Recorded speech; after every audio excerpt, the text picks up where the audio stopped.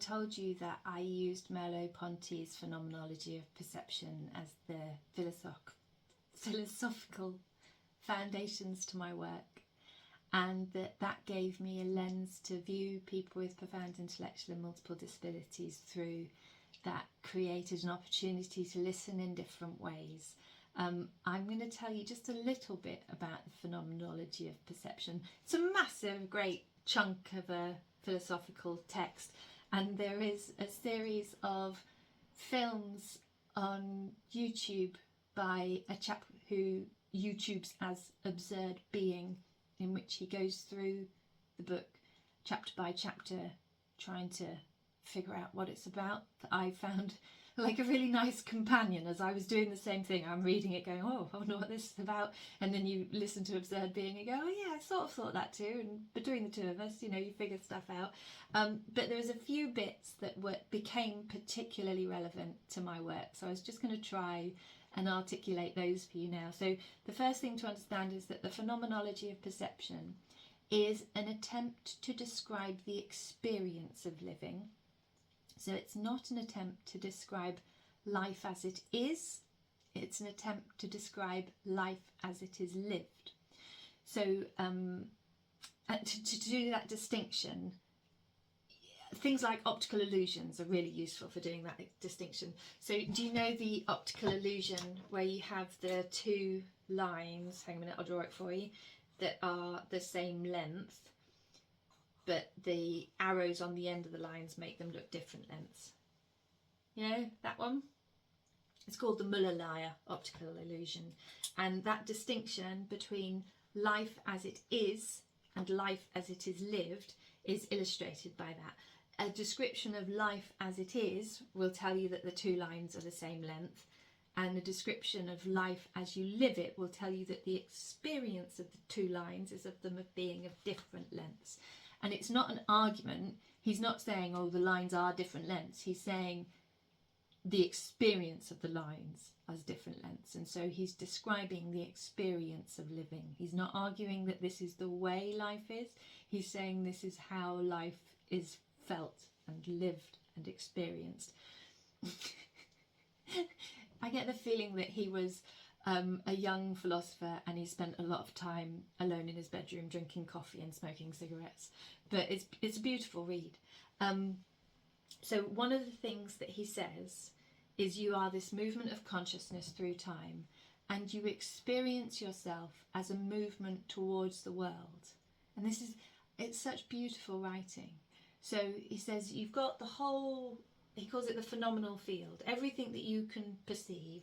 I'm looking at my window now, I've got all the stuff around me, and you experience yourself as a movement towards, so I'm currently recording you on my little phone, and so I've got all of this around me, but my direction of self is towards you. That's the direction in which I flow. And then he describes how objects in our phenomenal field call to us, pull us towards them. So sometimes we are deciding, I'm choosing to focus on you, I'm flowing towards you, but other times an object will call to us. So there's an MOT garage across the road from my house. You know, if a bang goes off in there or something like that, my movement of consciousness will flow towards the object in the world that has called me to it. And he describes that as intentional poles, that there are these things that pull at you. And he uses the word intention in a really interesting way. He uses the word intention to describe this flow of consciousness. So for example, he says, if you're thirsty, what life as it is, your body is dehydrated, your brain registers messages about the dehydration, it commands your eyes to look for fluid, you identify fluid, and then it commands the muscles of your body to expand and contract to receive the fluid and put it into your body in order to, he's like, that's what happens, but your experience of that is that you feel thirst, notice the drink, and then you place your intention in the drink. So I put my intention in the cup, and then you experience yourself as a movement towards that point of intention. And that was really interesting, because if you do it and it's, you know, you're basically being Merleau-Ponty, student alone in his bedroom drinking too much coffee and smoking too much. And I haven't done the smoking too much, I've definitely done the drinking too much coffee. But it's a tangible feeling. You're like, as I go to pick up my drink, there is kind of a part of me in there, like a magnetism of something. My want is already in the drink, and I am moving to, you know, like when Homer Simpson goes, cookies. It's like that. There is that, the cookies are pulling me, the drink is pulling me. And as a way of listening to people, asking, where does your intention lie, was really interesting.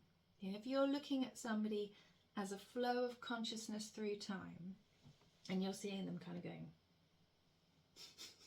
towards the drink, you're like, oh, you are a movement towards the world, you are a movement towards the drink. And so one of the ways in which I worked with people with profound intellectual and multiple disabilities, in which I spent time and sought to be with them and listen to them in different ways, was to ask, where does your intention lie?